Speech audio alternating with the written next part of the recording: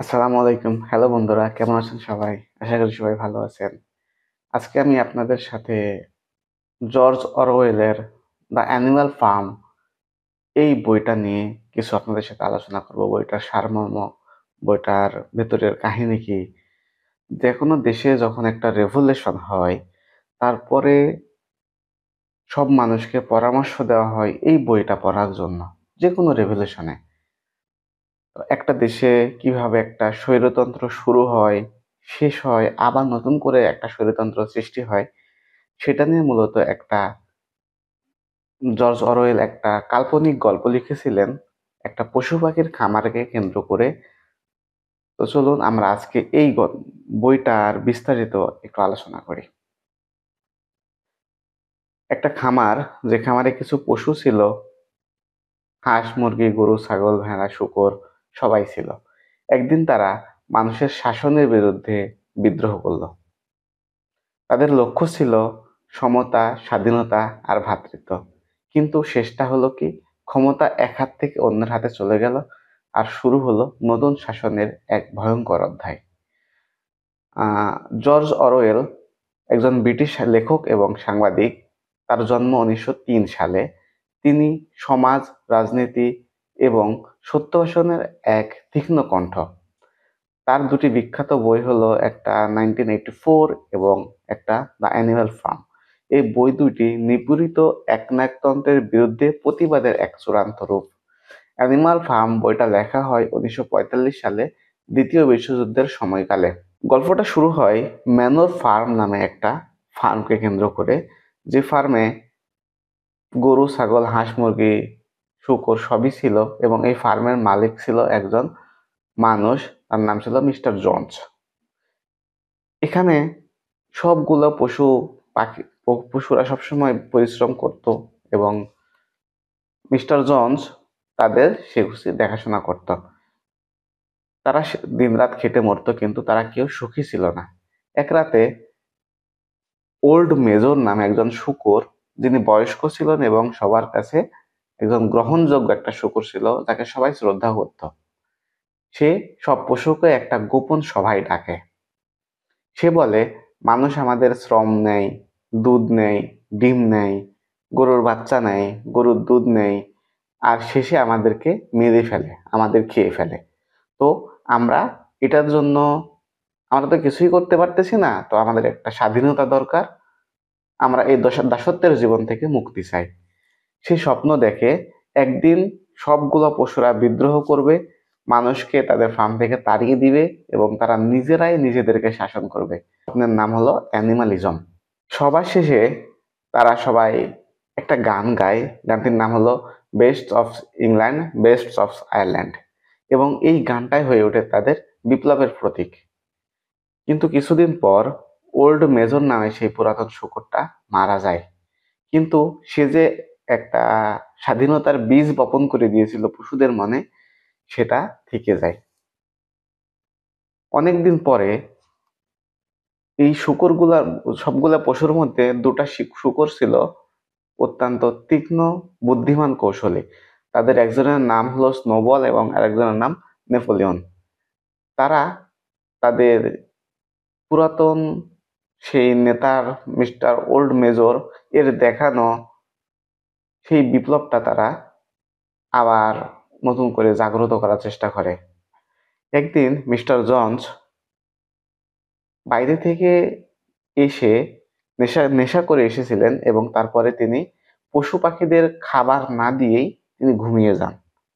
এতে করে পশুরা একদিন প্রচন্ড রকম বিরক্ত হয়, এবং তাদের মনে সেই বিদ্রোহটা দেখা দেয়, যে একদিন আমরা বিদ্রোহ করব।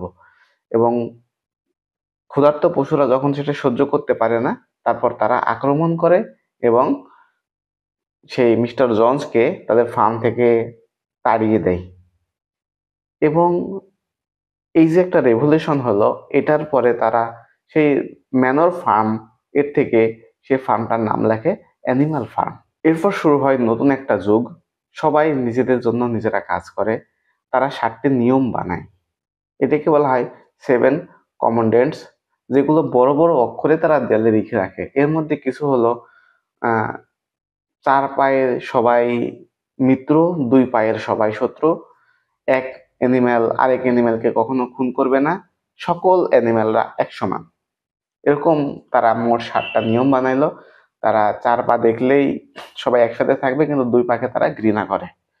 প্রতিদিন পশুরা মনের আনন্দে কাজ করে, সবার মুখে তারা একটাই গান গায়, বেস্টস অফ ইংল্যান্ড, আমাদের মধ্যে স্বপ্ন, সমতার খামার।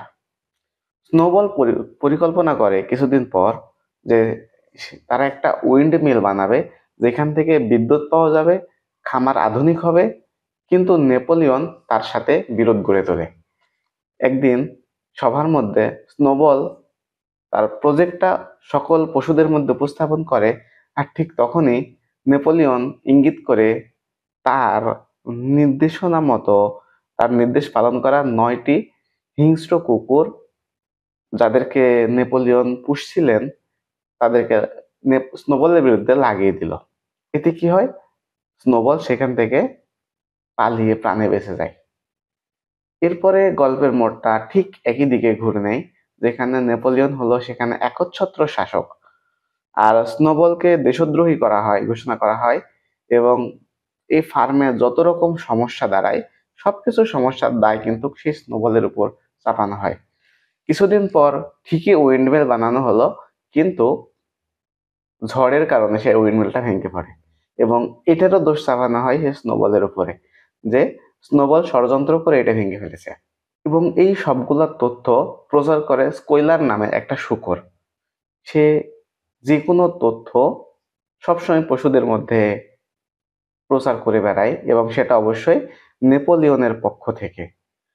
এবং সেখানে একটা বক্সার নামে একটা ঘোড়া ছিল, সে অত্যন্ত পরিশ্রমী ছিল। সে শুধু বলে, Napoleon is always right, I will work harder. সে সবসময় এই একটা কথার উপরেই থাকতো। ধীরে ধীরে তারা যে প্রথমে 7টা নিয়ম বানিয়েছিল, আস্তে আস্তে সেই নিয়মগুলো পাল্টাতে থাকে।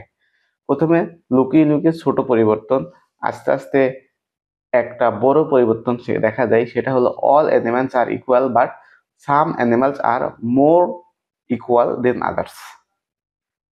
ঠিক আছে? এরপরে নেপোলিয়ন আর শূকররা আস্তে আস্তে তারা সেই মিস্টার জোন্স যেখানে যে ঘরে থাকতো, সেই ঘরে মানুষের বিছানার মধ্যে ঘুমানো শুরু করলো, এবং তারা বিছানায় ঘুমায়, ওয়াইন খায়, তারা দুই পায়ে হাঁটা শুরু করলো। এবং শেষে বাইরে দাঁড়িয়ে যখন অন্য পশুরা দেখলো যে তারা দুই পায়ের মতো মানুষের মতো হাঁটছে, তখন তারা বাইরে থেকে দেখে আর ভাবে, এখানে কে শূকর কে মানুষ বোঝা যাচ্ছে না। এর মাঝখানে মিস্টার জোন্স একবার তার সঙ্গী সাথীদের নিয়ে ফার্ম দখলের চেষ্টা করে, কিন্তু সে ব্যর্থ হয়, এবং সে প্রাণে পালিয়ে যেতে বাধ্য হয়। এভাবেই একটা ফার্ম এক মানুষের দাসত্ব থেকে মুক্তি পায়, কিন্তু আবার তারা সেই একইভাবে একটা দাসত্বের শৃঙ্খলে বন্দী হয়। এই অ্যানিমাল ফার্ম এটা শুধুমাত্র একটা গল্প, কিন্তু এই গল্পের পিছনে লুকিয়ে আছে রুশ বিপ্লবের এক কাহিনী, যেটার মাধ্যমে রুশ বিপ্লব সংগঠিত হয়েছিল। রুশ বিপ্লবের যে সম্রাট নিকোলাস জার টু, তার থেকে যখন লেনিন একটা স্বপ্ন দেখাইছিল, এবং তারা রুশ বিপ্লবের ফলে যখন তারা দেশটা স্বাধীন করলো, এবং তারা একইভাবে কিভাবে আবার সেই একই একনায়কতন্ত্রের শৃঙ্খলা যারে বন্দী হয়ে গেল, এই জিনিসটা এখানে পরিপূর্ণভাবে উপস্থাপন করা হয়েছে। আমরা যদি এখানে এই গল্পটাকে আমাদের বাস্তবতার সাথে একটু অ্যাডজাস্ট করার চেষ্টা করি, এটা মূলত রুশ বিপ্লবকে কেন্দ্র করে যেহেতু বইটা লেখা হয়েছে, তো আমরা রুশ বিপ্লবের চরিত্রগুলোর সাথে আমরা যদি এই ফার্মের চরিত্রগুলোর একটা সামঞ্জস্য তৈরি করি, তাহলে আমরা এরকম দেখব যে আহ, এখানে যে মিস্টার ওল্ড মেজর ছিল, মানে যে প্রথম যে শূকরটা, যিনি সবাইকে স্বপ্ন দেখিয়েছিলেন যে আমরা একটা স্বাধীন পশু একটা ফার্ম তৈরি করব, এখানে ওল্ড মেজরটাকে এখানে তুলনা করা হয়েছে কার্ল মার্কস এবং লেনিনের সাথে। যিনি এখানে ওল্ড মেজর সেই বুড়ো শিক্ষক যে বলেছিল মানুষই শত্রু, তার ভাবনা থেকে যে অ্যালুমিনিয়ামের জন্ম নেয়, এখানে প্রতীক হলো কার্ল মার্কস। তিনি লিখেছিলেন কমিউনিস্ট ম্যানিফেস্টো বইটা, যা আংশিকভাবে ভ্লাদিমির লেনিন, যিনি রুশ বিপ্লবের পথপ্রদর্শক ছিলেন, ঠিক একইভাবে যেমন ওল্ড মেজর মারা যায় বিপ্লব শুরুর আগেই, কিন্তু এখানে বিপ্লব শুরুর কিছুদিনের মধ্যেই লেনিন মারা যান। এরপরে আমরা যদি দেখি নেপোলিয়ন চরিত্রটা কার সাথে মিলে, এটা হলো জোসেফ স্ট্যালিনের সাথে মিলে। নেপোলিয়ন যেরকম চতুর, নীরব, হিসেবি শুকর ছিল, সে ধীরে ধীরে ক্ষমতা গ্রহণ করে এবং স্নোবলকে তারাই কুকুরদের দিয়ে ভীতির সৃষ্টি করে সে সর্বময় নিজেকে নেতা বানায়। নেপোলিয়নের প্রতীক এখানে জোসেফ স্টালিন, যিনি সোভিয়েত ইউনিয়নের একনায়ক। তিনি ট্রটস্কিকে একইভাবে ভয়ভীতি দেখিয়ে তাড়িয়েছিলেন এবং পরে হত্যা করেন। এরপরে আমরা যদি দেখি স্নোবল, এই চরিত্রকে লিওন স্ট্র্যাটোস্টির সাথে মিলে যায়। স্নোবল ছিল বুদ্ধিমান, উদ্ভাবনী এবং আদর্শবাদী। সে চায় খামার আধুনিক করতে, কিন্তু সে পরাজিত হয় নেপোলিয়নের একনায়কতন্ত্রের ষড়যন্ত্রে। এই স্নোবল হলো লিওন ট্রটস্কি প্রতীক। ট্রটস্কি ছিলেন বামপন্থী বিপ্লবী। স্ট্যালিনের সঙ্গে বিরোধের ফলে তিনি নির্বাচিত হন এবং পরবর্তীতে তাকে হত্যা করা হয়। স্কুইলার নামে একটা শুকর ছিল যে সবসময় প্রোপাগান্ডা ছড়াইতো, সবসময় নেপোলিয়নের পক্ষে সবসময় কথা বলতো, সবকিছুতে তার পজিটিভ দিক তুলে ধরতো এবং সত্য মিথ্যা গুজবকে সে প্রকাশ করত। এইখানে তারপরে স্কোয়েলার বলতো যে সব ঠিক আছে, সব ঠিক আছে। এরকমই একটা পত্রিকা ছিল প্রাভাদা নামে, রুশ বিপ্লবের সময় সোভিয়েত ইউনিয়নে, এবং এই পত্রিকাটা জোসেফ স্টালিনের প্রত্যেকটা কথা গুজব আকারে নিজের একনায়কতন্ত্র প্রকাশ করত। তারপরে এখানে যে বক্সার নামে একটা ঘোড়ার কথা আমরা দেখেছিলাম, যে সে সবসময় বলতো নেপোলিয়ন ঠিক আছে, আমরা আরো পরিশ্রম করতে চাই। এবং ঠিক এই জায়গাটাই হলো আমরা সাধারণ মানুষ, আমাদের দেশের বা রুশের সাধারণ মানুষ যারা কঠোর পরিশ্রম করে, কিন্তু তারা সেই শৃঙ্খলার আবদ্ধে বন্দী ছিল, আবার ঠিক একইভাবেই বন্দী হয়ে যায়। তাদের কাজই হলো শুধু পরিশ্রম করা। শেষে বক্সার যখন অসুস্থ হয়, এই গল্পে আমরা দেখি, তারপরে তাকে হসপিটালে পাঠানোর কথা বলে নেপোলিয়ন তাকে কসাইখানায় পাঠিয়ে দেয়। ঠিক এই জিনিসটাই হলো আমাদের, মানে যে কোনো একটা বিপ্লবের পরে সাধারণ মানুষের অবস্থা কি হয়, সেটা আপনারা যখন যে কোনো বাস্তব একটা বিপ্লবের সাথে আপনারা নিজেকে এই গল্পের কম্পেয়ার করবেন, এই জিনিসটা বুঝতে পারবেন। তারপরে এখানে যে কিছু ডগ যারা আছে, কুকুর, হিংস্র কুকুর যারা স্নোবলকে তাড়িয়ে দিয়েছিল, এখানে এটাকে কম্পেয়ার করা হয়েছে কেজিবি নামে যে স্ট্যালিনের যে গোপন পুলিশ বাহিনী ছিল, তারা অত্যন্ত হিংস্র ছিল এবং তারা সবসময় স্ট্যালিনের পক্ষেই কাজ করত এবং তাদের মধ্যে কোনো দয়া মায়া ছিল না। ক্ষমতা জোর করে একনায়কতন্ত্র প্রতিষ্ঠা করার জন্য তারা সর্বদা সচেষ্ট ছিল। এখানে আমরা আরো কিছু দেখি যে কিছু দাসীপ ভেড়া ছিল যারা অন্ধ অনুসারী ছিল, মানে তাদের মধ্যে কোনো বোধ বুদ্ধি ছিল না। এখানে নেপোলিয়ন যেটাই বলছিল তারা সব সেভাবে মেনে নিচ্ছিল, কিন্তু তারা বুঝতেছিল না যে তারা আরেকটা একনায়কতন্ত্রের জালের মধ্যে তারা জড়িয়ে গেছে। প্রথম দিকে তারা বলতো 4 leg গুডস 2 leg ব্যাড, এই একটা তারা প্রবাদটা তারা ব্যবহার করত, কিন্তু পরবর্তীতে তারাই আবার বলে 4 leg গুডস 2 leg বেটার।